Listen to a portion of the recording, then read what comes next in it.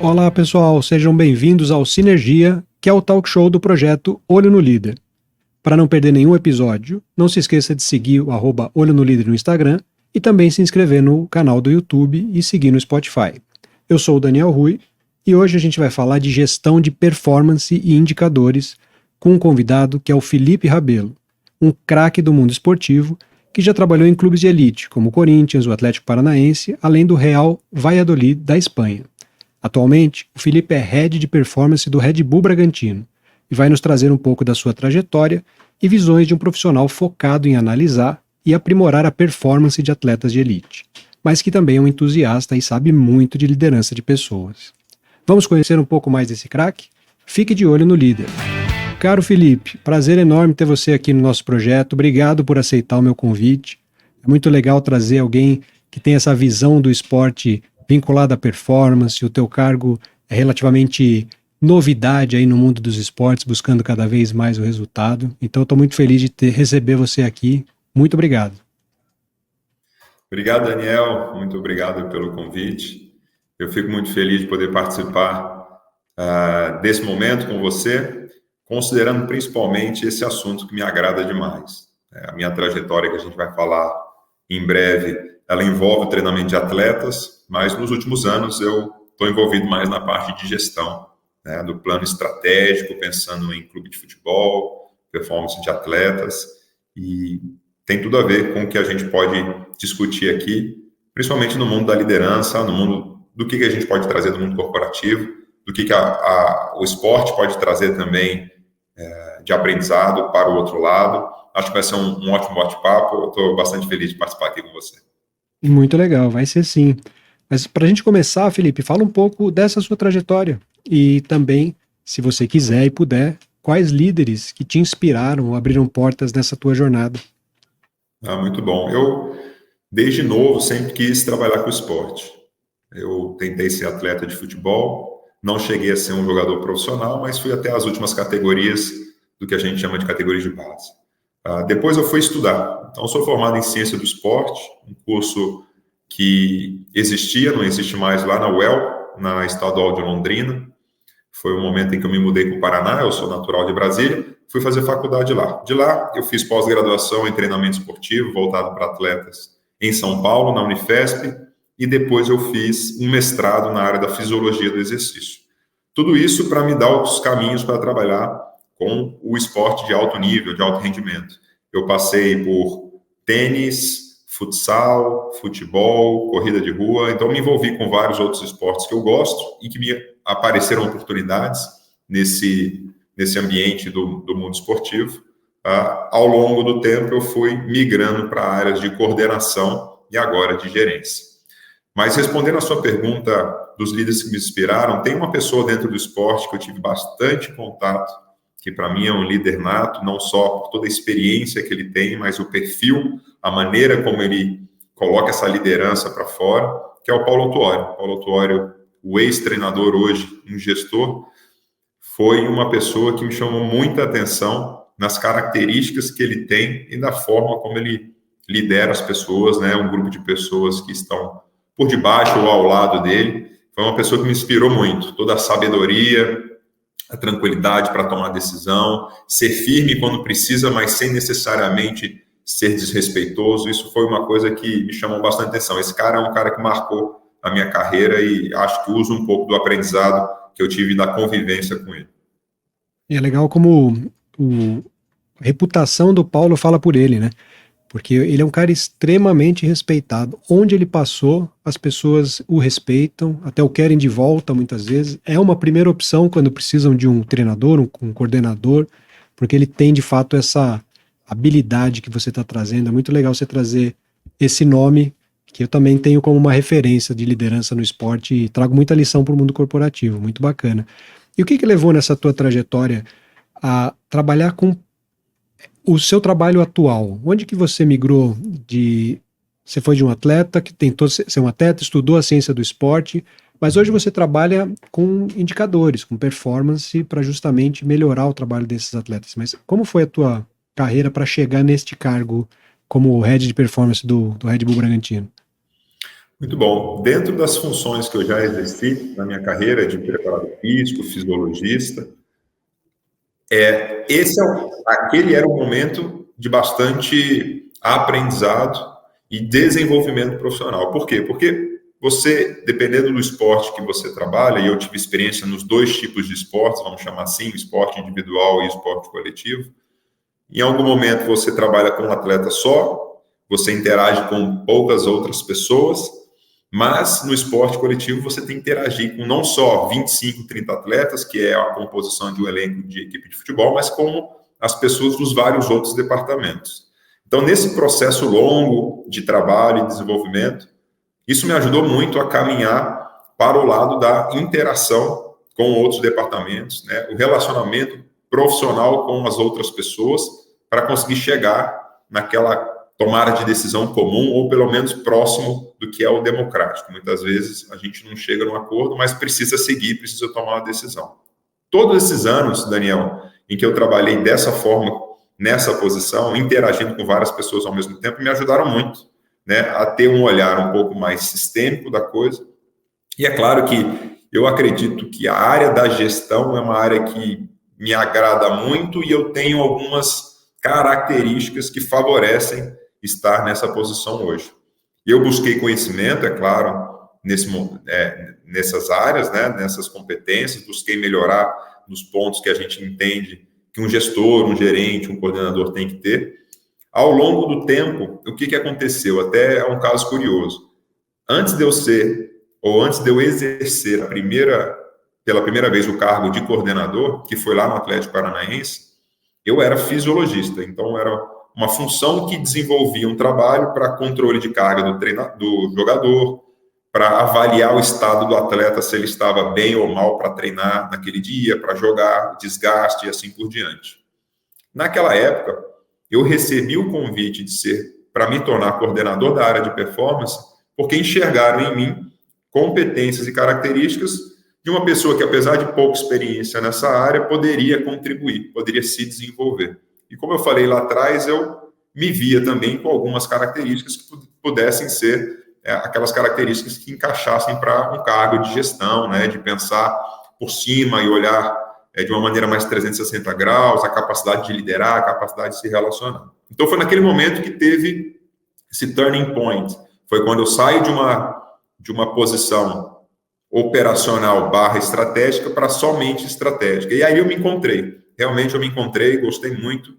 E aí foi quando eu realmente intensifiquei o meu desenvolvimento, a minha capacitação nessas áreas. Aí eu fui buscar cursos, eu fui buscar mentores, eu fui buscar outros tipos de certificações. Isso tem me ajudado bastante a abrir um pouco o leque e o aprendizado para poder aplicar dentro de uma realidade e contexto extremamente complexo como é o futebol. Ah, que legal. Então você, na verdade, você trilhou esse caminho. Primeiro você teve oportunidade, depois você foi aprimorando cada vez mais para chegar num cargo ainda mais alto dentro dessa linha. Mas é muito legal. Alguém viu em você essa habilidade de desenvolvimento que você foi atrás depois, né?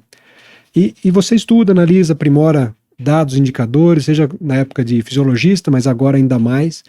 O professor René Simões, que foi treinador de grandes clubes, foi treinador do futebol feminino, medalha de prata, esteve no programa, e ele me falou uma coisa sobre performance. Ele falou assim, muitas vezes a gente pede para a área de performance os dados e vem um relatório imenso, e ele falou, o líder precisa identificar aquele dado importante. E eu queria ouvir de você, que está do outro lado dessa mesa, qual indicador, existe algum indicador que você diria que é o diferencial hoje no futebol moderno, ou alguns indicadores que esses são os que você classifica como os mais importantes? Muito bom. Primeiro, esse ponto levantado pelo René Simões é algo fundamental dentro do mundo tão complexo e cheio de dados como o esporte. A tecnologia ela veio com tudo e aí hoje você tem tecnologia, equipamentos, softwares para tudo. Se você for pegar informação de todos os lados, de todas as fontes que você tem e não souber realmente filtrar, analisar, interpretar para depois ter uma tomada de decisão, você se perde. Para você ter uma ideia, Daniel, tem um sistema nosso que todos os clubes hoje usam, que é o GPS, aquela pecinha pequenininha que é colocada, né, num colete por debaixo do uniforme. aquilo ali tem 400 colunas, são 400 variáveis medidas. Então, se você não souber escolher o que vai te trazer de informação, o que faz sentido para o clube, para o seu contexto, para a sua realidade, você se perde. E aí, o problema é maior quando você precisa oferecer essa informação, transmitir essa informação para o seu cliente, que é o treinador, que é o atleta, e aí o cara não entende nada do que você está passando, porque você passa coisa demais e coisas muito complexas. Então, o líder realmente nessa área da performance, ele precisa conseguir direcionar o seu time de colaboradores para que a gente encontre uma maneira fácil, amigável de apresentar os dados, as informações, porque, no fim, o treinador ele não tem todo o conhecimento da área da performance. E se você for muito teórico, você não conecta com o treinador, e aí ele já tem uma certa resistência quanto a números, teoria e toda aquela coisa, e se você não apresenta de uma maneira que ele possa realmente conectar, vai ser muito mais difícil. Indicadores, Daniel, existem vários hoje dentro do esporte. No futebol, nós temos alguns principais. Eu sei que há uma busca da comunidade do futebol e da comunidade científica de conseguir desenvolver um índice, um indicador só, que de repente a gente consegue avaliar tudo no atleta. Sei lá, de repente de 0 a 100 eu tenho um índice que eu junto vários outros índices com seus pesos de importância para poder gerar, né? Vamos considerar aí como se fosse um algoritmo, para poder gerar um resultado em que numa classificação de 0 a 100 eu consigo dizer se o atleta está pronto, tem um nível de prontidão alto para jogar, menor risco de lesão. Isso ainda não existe porque nós estamos num momento ainda de desenvolvimento da ciência para essa parte da predição de lesão ou de performance. Mas se você pensar no futebol, existem alguns indicadores que têm tudo a ver com a característica do esporte. O futebol, ele é um esporte de característica de força e potência. Então, são capacidades, são métricas que você precisa medir nos seus atletas para ver se ele tem uma performance dentro do esperado ou não naquele alto rendimento da sua realidade, do seu contexto. Mas tem um ponto fundamental dentro do futebol, que é quanto tempo o seu atleta está disponível na temporada para treinar, primeiro, e para jogar, segundo.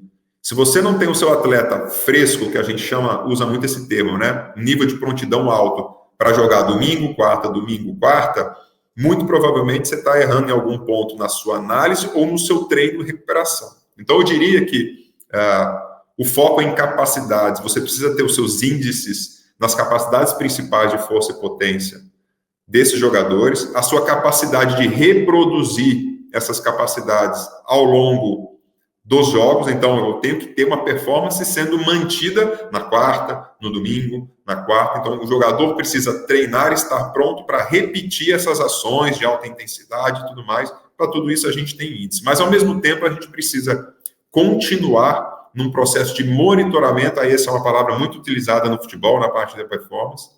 Você monitora ao longo do tempo, ao longo das semanas e dos jogos, como que está o seu atleta. E aí você tem vários tipos de avaliação para poder medir isso. Se o atleta está perdendo performance, se o atleta começa a apresentar pontos de atenção de lesão, de queixas, de dor, se começa a cair a performance dele em treinos e jogos, e tudo isso é medido, né? Então a gente tem sim alguns índices, mas que precisam estar muito focados no que o esporte pede e também na capacidade do atleta de reproduzir a sua performance sem ter esse risco aumentado de lesão. E hoje todo jogo gera esses dados para você, e todo treino também? O treino também é medido?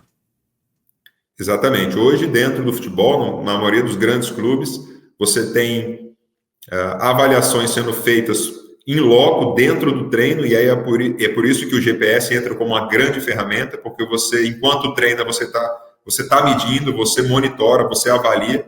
Então, todo treino, eu tenho uma enormidade de dados vindo de diferentes sistemas, não só o GPS, de cada atleta e também dos jogos. Isso entra para um banco de dados nosso, isso vai para um sistema de gerenciamento de dados nosso, que faz com que a gente linke as informações, porque senão ficam fontes de dados muito isoladas, né? Então, a gente tem um balde onde a gente coloca todas as informações lá, que é esse software de gerenciamento, que nos ajuda a analisar essa quantidade de dados diários, né? E aí os analistas de performance, eles são especializados em posições, assim? Isso é uma curiosidade que eu tenho. Ou um analista de performance, ou um head de performance, ele entende de todas as posições. Um zagueiro tem a mesma necessidade que um atacante para medição de performance? Apesar deles treinarem no mesmo campo, o mesmo treino desenvolvido pelo treinador, em conjunto com os departamentos, as necessidades são diferentes. Exatamente isso que você falou. O zagueiro ele tem uma demanda diferente, e por ele ter uma demanda diferente, ele precisa desenvolver capacidades específicas, mas apesar, de novo, deles participarem do mesmo treino, do mesmo jogo, a demanda e a dinâmica do treino e do jogo faz com que a gente tenha um olhar mais individual. Então, você vai perceber que tem atletas que depois de um jogo como ontem que a gente teve aqui em Bragança da Copa Sul-Americana, alguns jogadores em suas posições tiveram uma exigência maior, um desgaste maior comparado a outras funções. Com isso, hoje, no dia que a gente chama de dia mais um, o dia depois do jogo, esses caras que apresentam a partir das avaliações e dos seus relatos, das suas percepções subjetivas e das nossas interpretações aqui dos dados, vão por um caminho de recuperação, os outros que podem treinar seguem para uma outra estratégia, aqueles que não entraram no jogo têm um treino já preparado para ele, então a gente tenta individualizar nessas questões. Que legal, cada um tem um tratamento, né?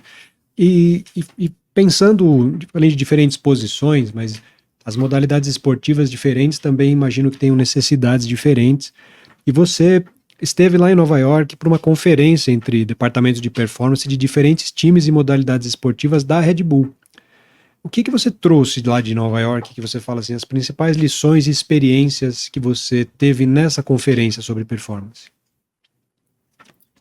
Olha, primeiro de tudo, que é uma das coisas que eu mais gosto quando eu vou para eventos, tanto no Brasil quanto fora, é esse compartilhamento de conhecimento, essa troca de ideias e informações com profissionais de outras áreas, de outros clubes e, às vezes, de outros esportes. Esse de Nova York foi muito legal porque foi uma iniciativa da própria Red Bull de unir os departamentos de performance dos seus vários clubes de futebol que eles têm espalhados pelo mundo, né? Tem na Áustria, em Salzburg, tem na Alemanha, em Leipzig, e em Nova York, o time chamado New York Red Bulls.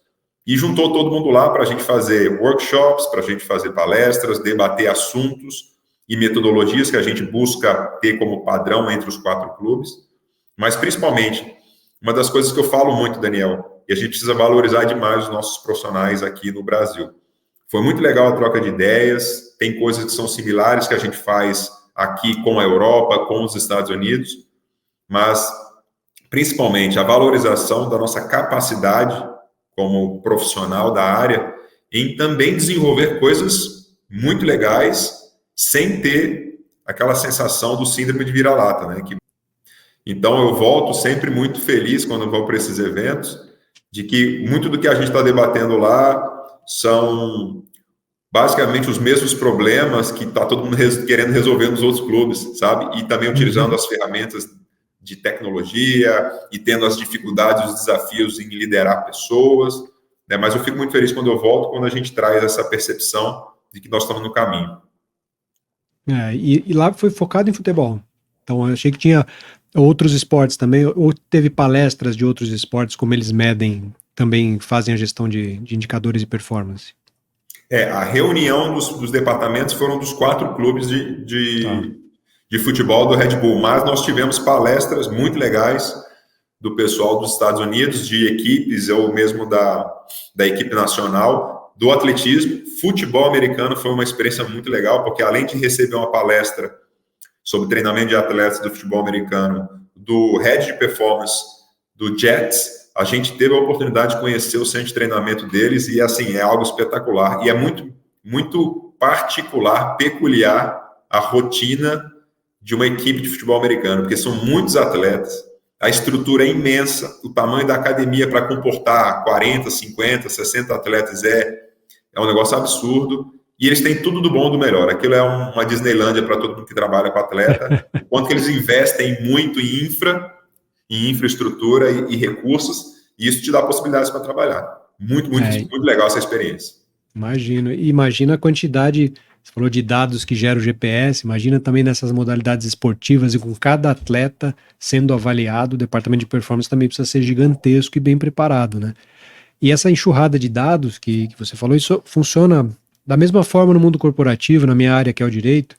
A gente tem evoluído muito em trazer dados de gestão de processos, de assuntos, E eu vejo colegas que recebem uma enxurrada de dados e não sabem o que fazer com eles, não sabem definir os indicadores, como o René trouxe para mim, né? O René falou, precisa o líder definir qual é o indicador que ele quer. Eu acho que a gente ainda não tem esse preparo como líder no mundo corporativo e precisa buscar dentro da nossa gestão e do que a gente está querendo entregar, dos principais indicadores, porque os dados vão sempre sobrecarregar. Tem muita informação sendo gerada, isso é ótimo, mas ela pode gerar uma sobrecarga no sistema e cabe ao líder fazer essa curadoria de dados para entregar o resultado, que no fim é responsabilidade dele, né? E nesse sentido, Felipe, como que você entende que deve ser o trabalho de desenvolvimento de líderes para que eles estejam preparados para interpretar esses dados, para tirar o melhor proveito do trabalho que você se aprimorou tanto para entregar? Você acha que os líderes precisam trabalhar alguma habilidade específica? Como que você vê esse desenvolvimento de novos líderes, considerando esse novo universo de dados? O primeiro de tudo que eu acho é a clareza, né, do que a gente quer fazer com aquelas informações, a clareza dos objetivos em ter aquela geração de dados de um software, de um sistema, de um equipamento. E a gente discute muito isso no futebol, porque hoje a disponibilidade no mercado de soluções, Daniel, ela é enorme e tem muita gente vendendo muita ideia de solução para todos os problemas, ou isso vai te resolver o problema de lesão, isso o atleta vai aguentar jogar vários jogos seguidos, essa informação aqui vai te dar esse índex mágico que você não vai precisar de mais nada e somente esse índex. Então, primeiro de tudo é ter a clareza do que a gente quer fazer, puxando para o meu lado, com os atletas, é onde a gente quer chegar com a equipe. A partir daí, o que nós temos de ferramentas para poder medir, quais serão os dados que nós vamos avaliar, quais serão os dados que nós vamos utilizar. É claro que muitas vezes, e eu gosto muito dessa construção coletiva, a gente pode falar mais sobre esse perfil de liderança, esse aspecto, esses vários aspectos diferentes da liderança, mas eu gosto muito da construção coletiva, principalmente para assuntos em que a gente precisa da expertise dos seus liderados, né? Então, tem vários colaboradores dentro aqui da área da performance, e dependendo do assunto ou do caminho que nós vamos seguir, dá para abrir para esse debate mais democrático. E cada um tem uma expertise, e isso é muito legal, porque às vezes vem ideias muito boas para como que nós vamos tratar esse dado. Será que vale a pena a gente continuar fazendo essa rotina com esse tanto de avaliação, com esse tanto de geração de dados, sendo que a gente às vezes está subutilizando ou a gente não está utilizando da melhor maneira? E muitas vezes a gente consegue chegar aqui em conclusões de que talvez a gente possa parar de fazer tal rotina, tal processo, para focar somente nos outros 2, 3 processos que estão nos gerando mais informação para a tomada de decisão. No futebol, é muito comum você precisar tomar decisão rápida. A tecnologia te dá muita agilidade, os dados te dão consistência para tomar essa decisão, mas também não pode ser só em dados. Um lema nosso aqui, Daniel, é buscar aquilo que é invisível ao campo, porque nem tudo no futebol está em dados. Diferente, talvez, do mundo da tecnologia, do startup, onde os dados abastecem muito a tomada de decisão, no futebol, quando você mexe com pessoas, muito do que você precisa também saber é tirar a informação, não somente daquela coisa objetiva dos dados. Então, para poder ter mais alinhamento com os nossos profissionais, nossos líderes, é mostrar para eles a capacidade de ler e ter esse olhar crítico se o que a gente está fazendo é bom. Se o que a gente definiu como começo, os processos, aqueles dados que nós vamos olhar, mas se isso não fizer mais sentido, a gente tem que ter a capacidade de mudar.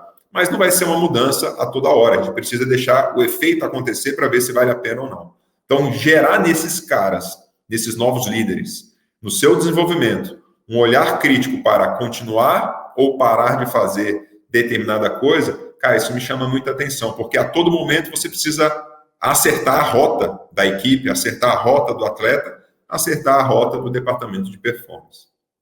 Aqui, te ouvindo assim, eu vejo que nada substitui o cheiro do asfalto também, né? Do cara ter essa experiência de vivência, de campo. Eu imagino que por mais que você tenha dados, o líder desenvolvido, que ele nasce com dados, ele não pode substituir essa produção de dados pelo instinto que ele tem. Imagina um Paulo Autuori, como você trouxe, que ele tem de carga, de experiência do que ele viveu, do que ele aprendeu, vai além e complementa muito mais a geração de dados do que o melhor relatório que a equipe possa fazer, né? Então, é isso que eu acho que o desenvolvimento tem que experienciar cada vez mais, que os dados não substituem o campo, né? A experiência, o cara vivenciar aquele time, conhecer aquelas pessoas, o histórico daquele atleta, a vida que ele tem fora até do campo e do treino, porque como é que você vai saber se esses dados não vão entregar, né? Então é importante conhecer para selecionar bem o plantel nesse sentido, né, Felipe?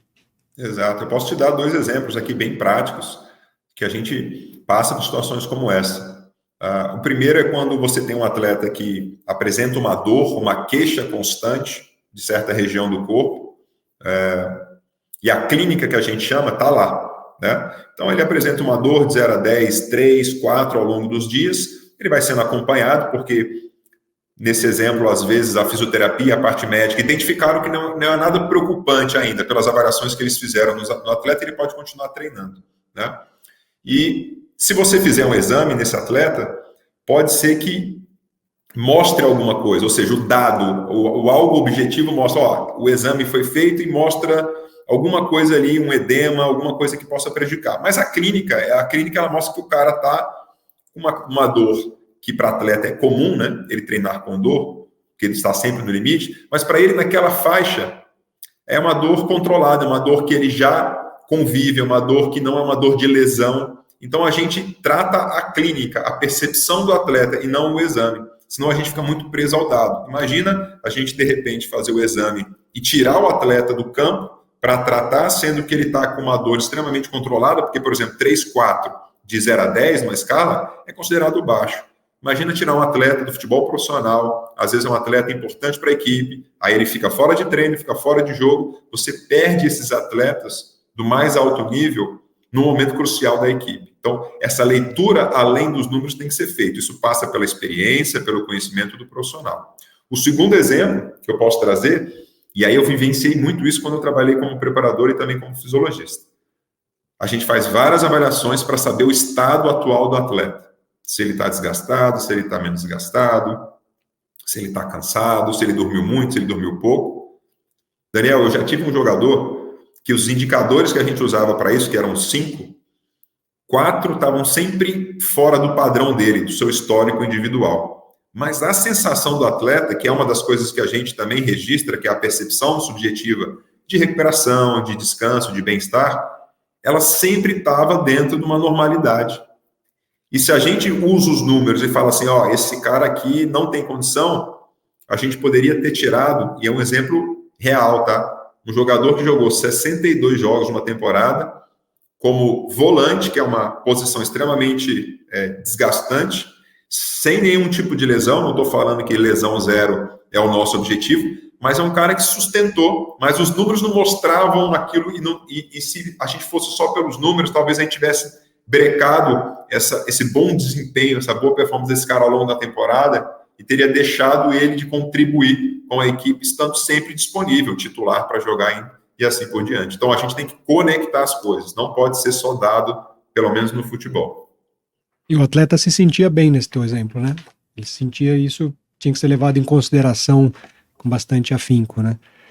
Tem um filme que você falando, eu lembrei, com o Clint Eastwood, que chama Curvas da Vida, o Curveball, não sei se você já teve a oportunidade de assistir, mas eu recomendo, em que justamente ele é um olheiro experiente e é uma discussão dele com um analista de performance do time, ele, acho que, se não me engano, é os Red Sox ali, são famosos no beisebol, e como a experiência dele traz um dado que o performance não traz. O filme é muito bonito, é sobre a relação com a filha, mas traz essa situação que eu me lembrei da experiência, do instinto que a gente tem que ter tanto no esporte quanto no mundo corporativo, né? Porque selecionar os dados que vão fazer você melhorar a gestão da tua equipe e dos resultados que você tem que entregar da tua empresa faz parte de você vivenciar muita coisa. Não dá para ser simplesmente uma formação rasa e achar que a tecnologia, os dados vão substituir essa experiência, né? E hoje, nesse sentido, nessa conexão de dados e experiência, como que você avalia a relevância da medição de performance do clube para o trabalho do treinador?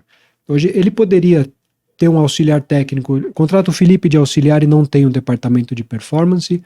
Ou você acha que o departamento de performance tem uma importância diferente para o trabalho de um treinador hoje num clube moderno? Eu acredito que muitos clubes identificaram que certos departamentos precisam existir dentro do clube, não só pela expertise e pela capacidade dos profissionais e experiência, mas principalmente por dar a condição ao treinador, porque esse é o principal objetivo dos departamentos adjacentes: saúde, medicina e fisioterapia, performance, preparação física, psicologia, nutrição, fisiologia. Essas áreas estão lá para contribuir para o trabalho do treinador. O treinador ele é especializado na parte técnica, né? Composição do elenco, treinamento, escalar time, aspectos táticos, e a sua comissão técnica, os profissionais diretos que respondem a ele, são normalmente assistentes técnicos, preparadores de goleiros, até analistas de desempenho, que são os caras que fazem análise de vídeo, analisam o adversário, analisam o próprio time.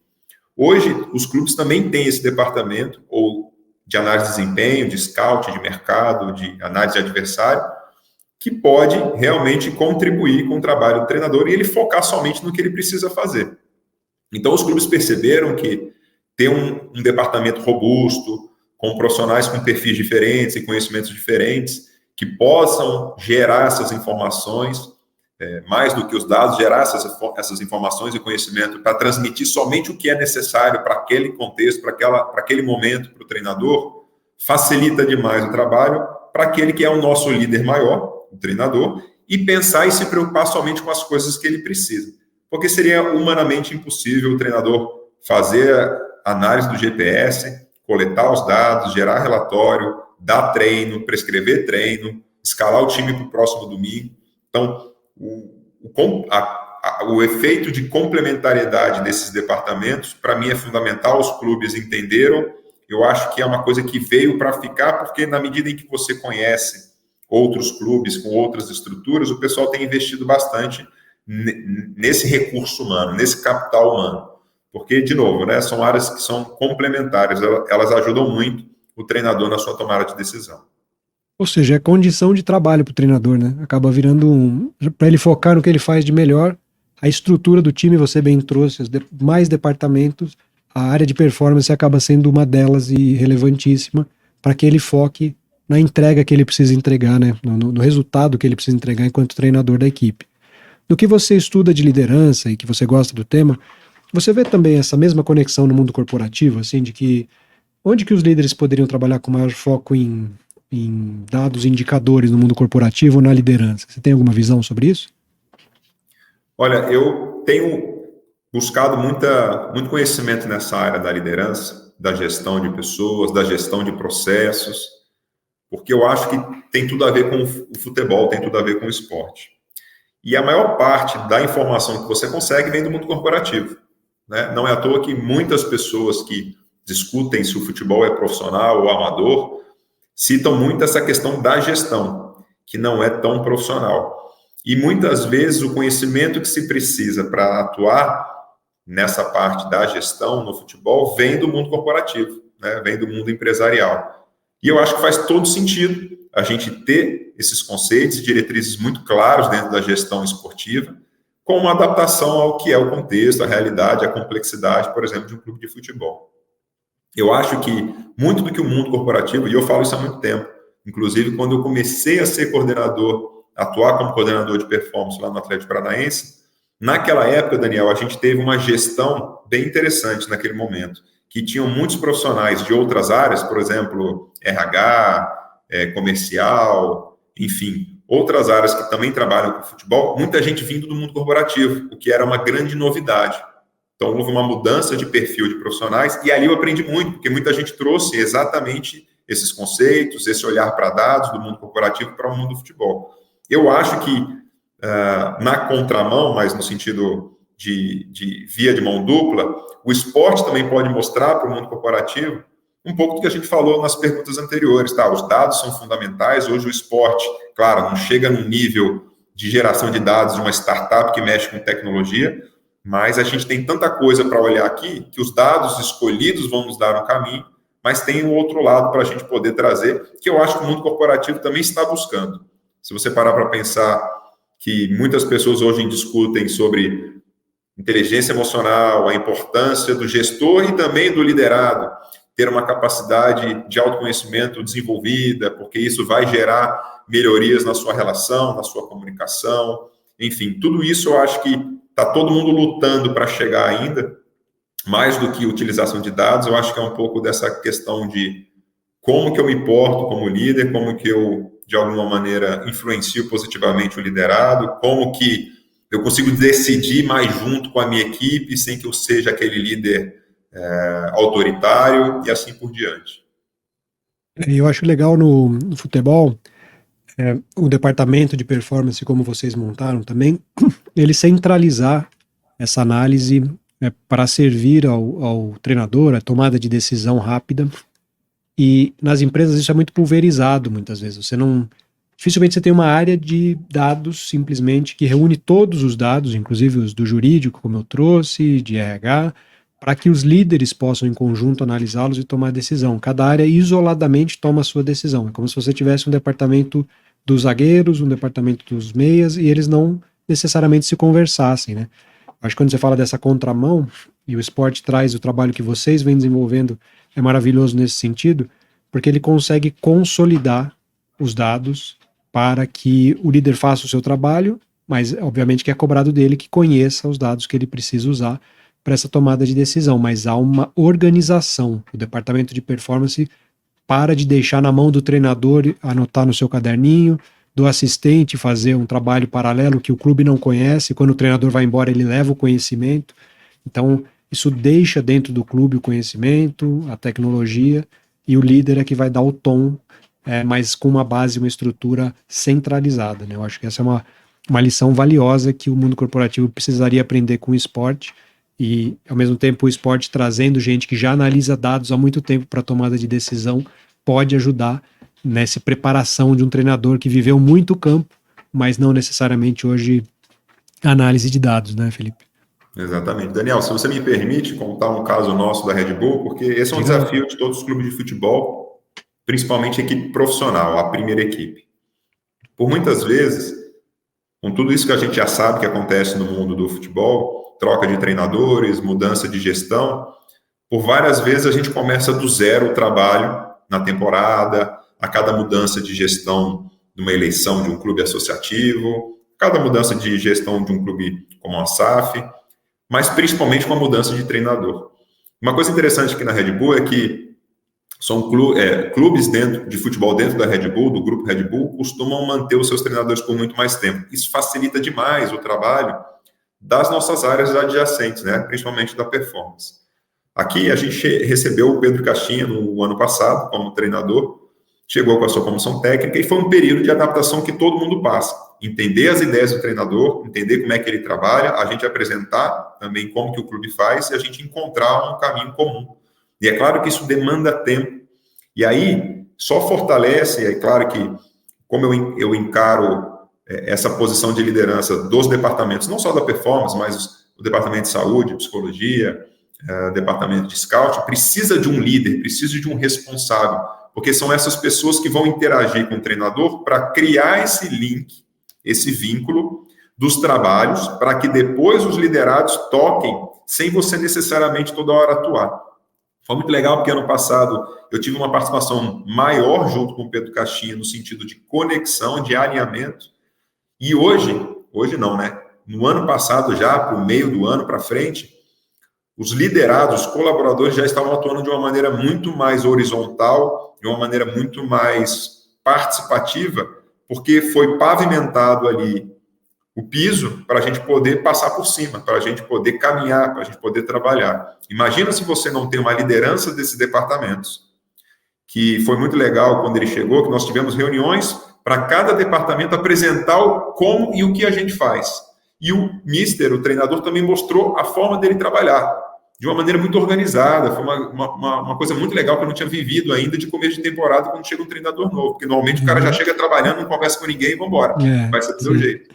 Então foi muito legal essa conexão e essa conversa, porque a gente preparou o terreno, para que pudesse andar de uma maneira muito mais suave do que chegar e cada um querer fazer do seu jeito e ninguém conversou. Então, essa clareza do início, essa comunicação horizontal com os líderes, para que depois os liderados toquem sem a necessidade de você voltar nesse tema, foi fundamental para a gente fazer andar muito bem o ano passado e também esse ano.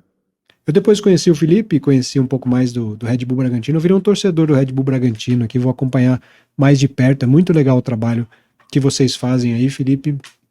Eu fiquei muito bem impressionado pelo profissional que você é e o trabalho que o Red Bull faz, e os resultados em campo têm mostrado que dá certo, né? O Red Bull tem tido uma performance incrível nos últimos anos, participando de competições internacionais, então acho que é um exemplo de muito sucesso, né?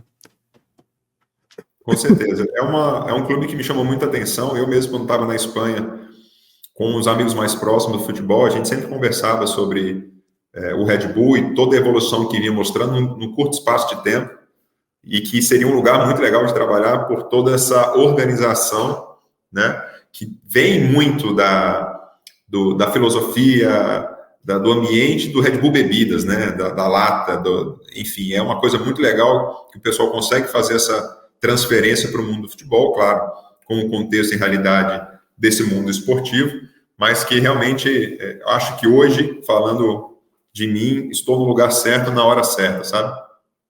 Isso é muito legal. E o Red Bull Bragantino é uma conexão pura e simples do que o Projeto Olho no Líder está tentando fazer aqui em termos de conceito do mundo esportivo, mundo corporativo, né? Isso é muito legal porque é a evolução na prática. E a pergunta final do nosso programa, que é muito fácil, Felipe, mas eu sempre pergunto, qual é a definição de liderança que o convidado tem? Você tem alguma definição que você leva com você, que você gosta, ou a sua definição de liderança? Daniel, como eu sou um cara que gosta de ler pra caramba, eu leio muitas coisas sobre esse assunto que envolve hoje o meu dia a dia, o meu trabalho. Eu tento não ser filosófico, porque eu já vi vários conceitos, várias definições, que às vezes fica muito abrangente, às vezes fica muito tema de novela, mas o que eu gosto mesmo é de dizer que, para mim, liderança é a capacidade desse líder de dar direcionamento ao time e ao trabalho. E quando eu digo direcionamento, isso não significa definir o que vai ser feito e ponto final. Como eu falei anteriormente, eu gosto muito da ideia da construção coletiva. Mas, para isso, a gente precisa ter essa capacidade de dar direcionamento ao time e ao trabalho, interagindo com essas pessoas, né, com esses liderados, e fazendo com que a gente defenda o que nós definimos como princípio, como objetivo, como processo. E eu vou dar alguns exemplos para vocês. Muitas vezes, a gente precisa ter, e aí eu gosto muito dessa ideia que se fala muito hoje, dessa liderança transformacional, dessa liderança situacional. Porque talvez em momentos ou com pessoas, você vai precisar exercer um pouco de uma característica de uma liderança mais democrática, consultiva e outra mais diretiva. Porque vai depender muito do que o ambiente te pede, do contexto te pede.